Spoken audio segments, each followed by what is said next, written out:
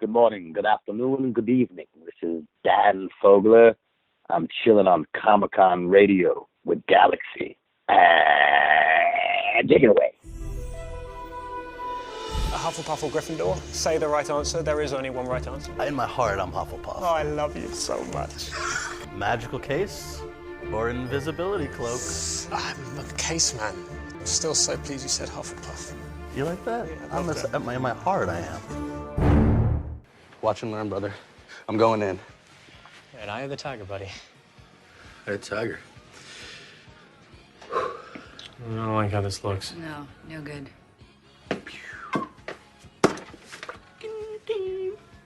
So you like music? I hate it. Oh, not the book, Barry. Oh, no, not The Art of War. Oh, God. You ever read Sun Tzu's Art of War? I have. It's amazing. I'll give you my number. I'll loan it to you. Get back to me at a later date of your choosing, and we'll have a, bottle of chilled white Zin. Hold it.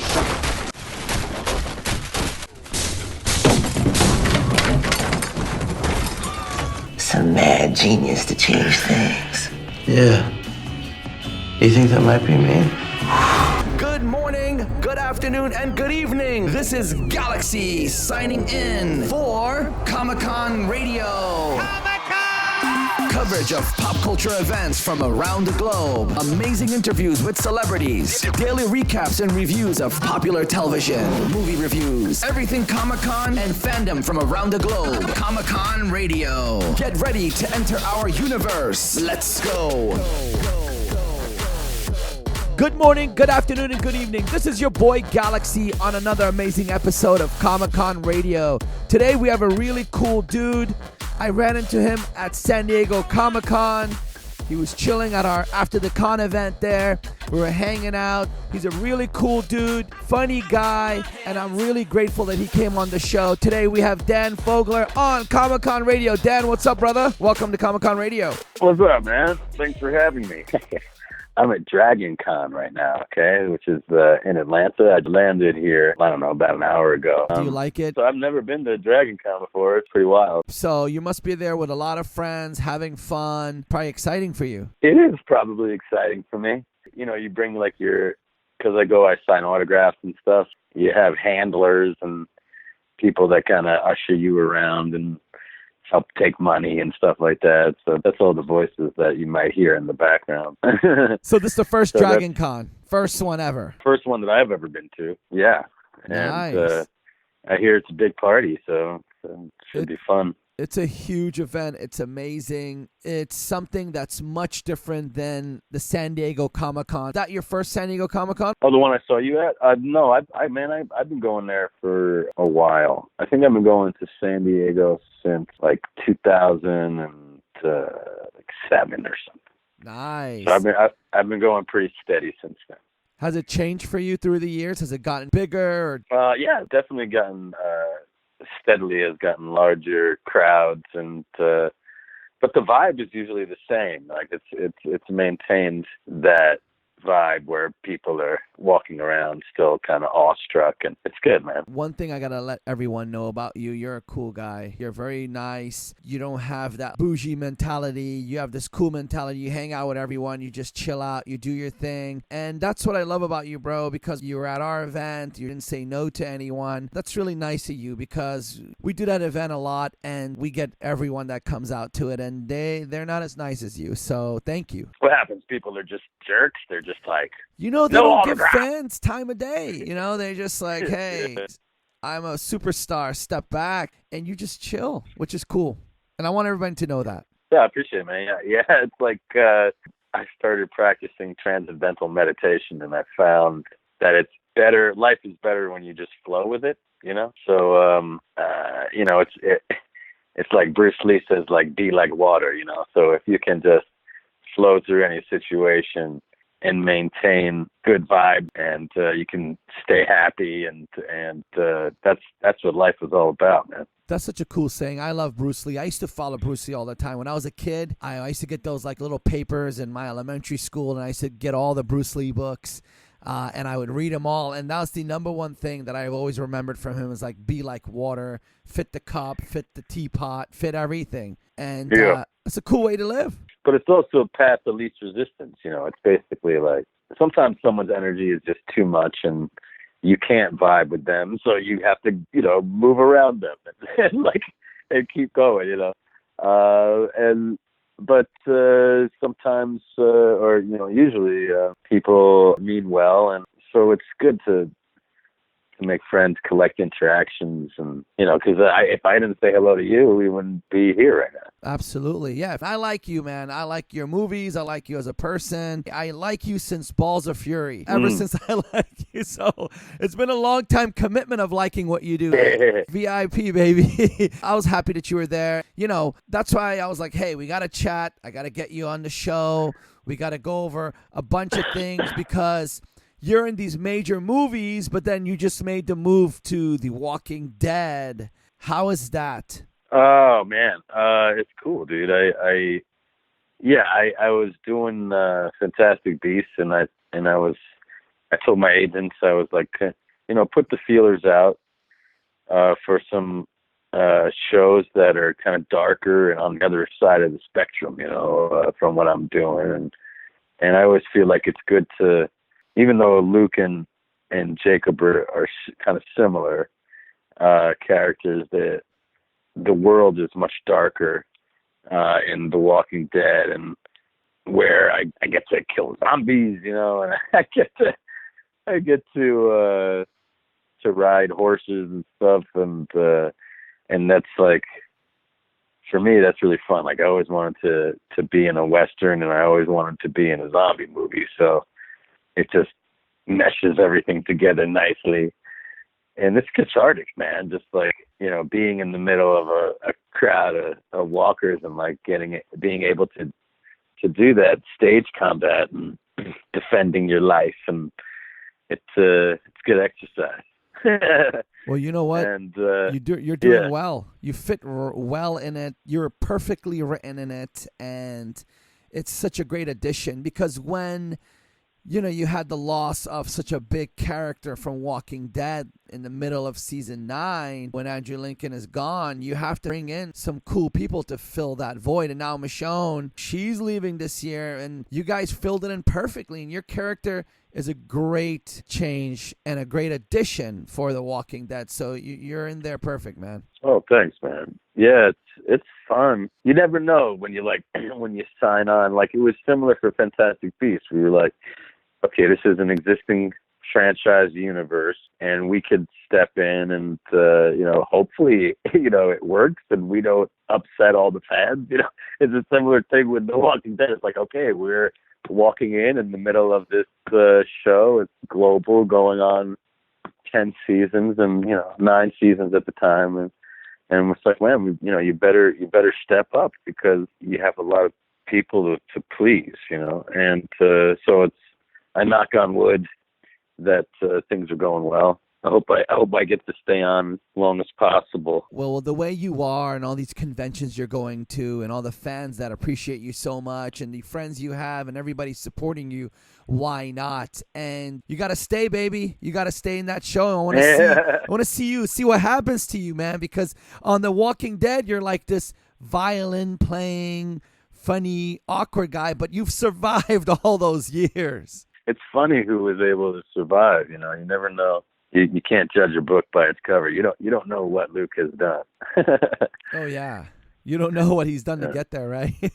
yeah. Maybe they'll do a flashback or something at some point. Origin story. And, yeah. Luke's origin story in season 10 or 11. But did you know, like the Walking Dead, the comic book, just kind of like did their final season? So yeah, I saw that. That was out of the blue. No spoilers, but damn, that's pretty harsh. Oh yeah, I got every copy. I know it's not going to be the same as a TV show, but I kind of see where they're going with it and where it's going to go. But we have some time left. I know the fans, they hate me talking about this stuff. Guys and gals out there, we have time left. Don't worry. And then there's going to be like movies and other things. So they get like heart attacks when people talk about endings or stuff like that. No, this is like Star Wars, man. They're going to try and keep this going forever, spinning on. Man, there's so many. They're planning movies. It's going to be a whole thing. I wouldn't worry about it. So you've worked in every spectrum. What got me was Balls of Fury. You were so funny in that movie. When I saw you, I was like, this guy's going to be a big, huge star. Was that kind of like your break-in movie? Or? No, yeah, Balls of Fury was probably the first one. I think Good Luck Chuck came after, I think. But that was like that was crazy because I was right off of Broadway, and then that was one of the first scripts film scripts that I was given, and I was like, you guys, you sure you want me to turn to porn so quickly? Like, I was like, what is Balls of Fury? Like, what is it? And they were just like, read it. So I was just like, oh, okay. So it's kind of like homage to Enter the Dragon. They said Chris Walken was going to be the bad guy. I was like, sign me up, man. I'm there. I'm doing it. I don't care. And then cut to me in short shorts and this rhinestone shimmery jacket, and many times on that movie I was like, what direction are we going in? Where are we in my life right now? Like, what is this career choice? But then then of course, I spent the last 25% of that movie hanging out with Chris Walken, so that was amazing. It was a great cast. It was you, Maggie Q, Christopher Walken. Oh, man. Do you remember the Revenge of the Nerds movies back in the days? Remember the character that Curtis Armstrong played? It kind of like, sure, man. It reminded me of that character. I quickly connected with it. I was like, this is funny. Yeah, Booger. Yeah, man, I love Booger. When I saw Revenge of the Nerds, I was like, oh fuck, he steals the movie. What's crazy is Curtis Armstrong was also on one of my favorite shows, Moonlighting. So yes. I was watching Curtis Armstrong when I was like 10 years old, on Moonlighting and looking at like Bruce Willis just being like, that guy, I like that guy. And then when people come up to me, sometimes they'll be like, hey man, are you Curtis Armstrong? I was like, are you kidding me? I mean, like, the guy is 20 to 30 years older than I am. Yeah, he's an old dude. It's so funny. But I think it would be really cool to have him play my dad in something, or like do a reboot of Revenge of the Nerds and have him play my dad and I play like Booger Jr. or something. I think that would be, and then my kid is going to. Whoa, that would be crazy. Well, there you go. There's a movie idea. We heard it here first. Oh my God, we heard it here first. Write it down. Let's manifest that one. Have you seen that new movie, Good Boys or whatever? The new comedy. Oh, is there like a good like curly haired chubby kid in that? that can play my kid. You look fit, man. I saw you at Comic-Con. You look more fit. Yeah. You're like chilling. It's the healthy thing was basically I just had to. Like I was just getting too fat and my metabolism was slowing down and my body was just becoming weird to me. I was like, wow, I got to get this in control. So that's why it was just, out of necessity. It's good. You look great. Thanks, man. You're healthy, and it's amazing because you gotta stay around, man, and keep doing the jokes and the comedy and the movies because they need that out there. They need people like yourself. And you have 2 kids, and are your kids old enough to like appreciate you on like The Walking Dead or any of the movies you're in or Kung Fu Panda or anything? Yeah, they can do the animated stuff. My girls are. I got a 7-year-old and I got a 3-year-old. Oh, so they're young. Yeah. So the Walking Dead is a little scary, and I've shown them parts of Fantastic Beasts. They can see Daddy going into the case. They just can't, see some of the creatures or freak them out. Yeah. But you know what I mean. Or Daddy kissing another lady.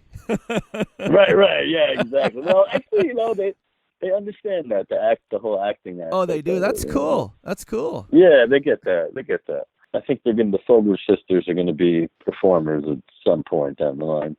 Oh, they are. Just entertain the crap out of it. They're going to go on Daddy's line and become stars one day. That'll be cool, right? Hey, it'll be fabulous. Hey, that's the thing, man.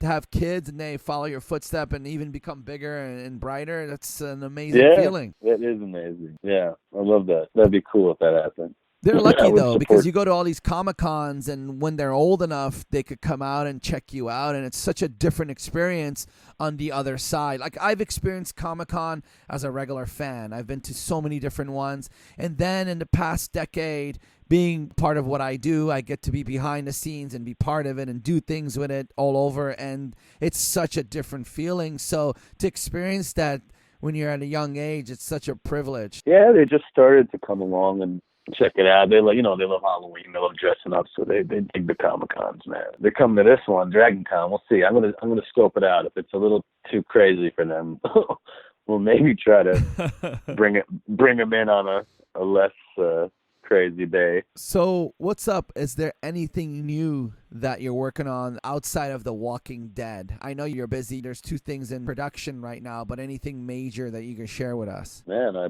hope so. I love doing it.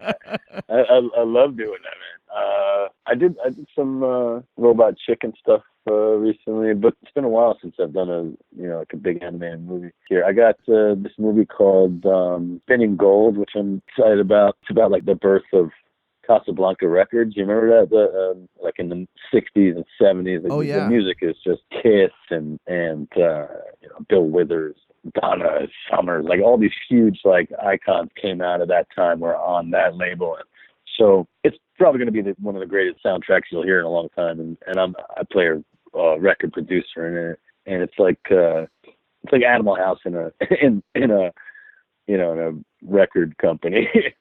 It's like at a record label. It's like it's wild, man. That's cool it's that wild. you're the record producer. I can see you doing that in the 60s. A gold tooth, maybe a toothpick. Yeah, yeah. This guy definitely wears a lot of gold, and a lot of the times where they're trying to cover up my chest hair, which is like 99% of the time in everything I do.